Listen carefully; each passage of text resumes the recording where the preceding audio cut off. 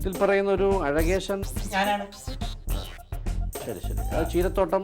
അതെ, ചീരത്തോട്ടം എന്റെയാണ്. എനിക്ക് 50 സെന്റ് ചീരത്തോട്ടമുണ്ട്. അതൊന്നും ഒരു 5 സെന്റാണ് ഞാൻ അവൾക്ക് വെറുതെ കൊടുത്തത്. അതുകൊണ്ട് വീട് വെച്ച് ജീവിച്ചോട്ടെ.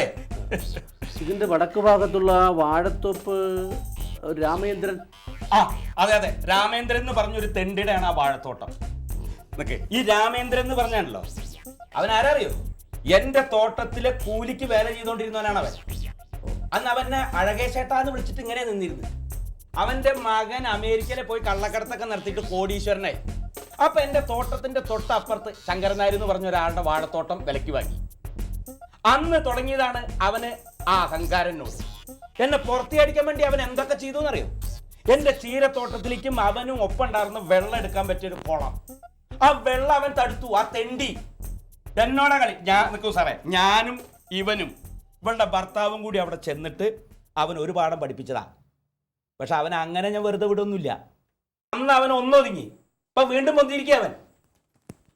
സാറ് പുറത്ത് പറയില്ല എന്നറിയാം, സാറോട് ഞാൻ സത്യം പറയാം. അവനെ പുകച്ച് പുറത്ത് അടിക്കാൻ വേണ്ടിയിട്ടാണ് അവൻ്റെ വീടിനോട് ചേർന്ന് ചീരത്തോട്ടത്തു നിന്ന് 5 സെന്റ് സ്ഥലം ഞാൻ ഇവൾക്ക് എഴുതി കൊടുത്തത്.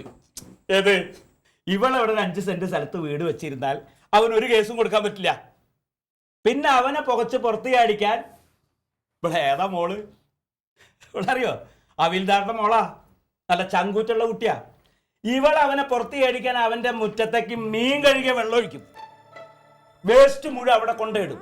അങ്ങനെ പൊറുതി മുട്ടിച്ച് അവൻ അവിടുന്ന് പുറത്ത് അടിക്കും. ഇല്ലേ മോളെ? എന്റെ അമ്മാവിന് വേണ്ടി ഞാൻ എന്തും ചെയ്യും. ഞാനും എൻ്റെ അമ്മാവന് വേണ്ടി എന്തും ചെയ്യും. വേണം, ചെയ്യണം. എന്നെ ചെറുപ്പത്തിലെ പഠിപ്പിച്ച് വളർത്തി വലുതാക്കി ഈ നിലയിലെത്തിയ അമ്മാവന് വേണ്ടി എനിക്കും എന്തെങ്കിലും ചെയ്യണ്ടേ? ചെയ്യണം. അമ്മാവൻ ചോദിച്ചാൽ എന്തും ചെയ്തു കൊടുക്കണം. എൻ്റെ അമ്മാവന്റെ പേരറിയാമോ? ഇല്ല. രാമചന്ദ്രൻ. ഈ രാമേന്ദ്രൻ എന്ന് പറഞ്ഞ ചീരത്തോട്ടത്തിന്റെ അപ്പുറത്തെ വാഴത്തോപ്പിന്റെ ഉടമസ്ഥൻ.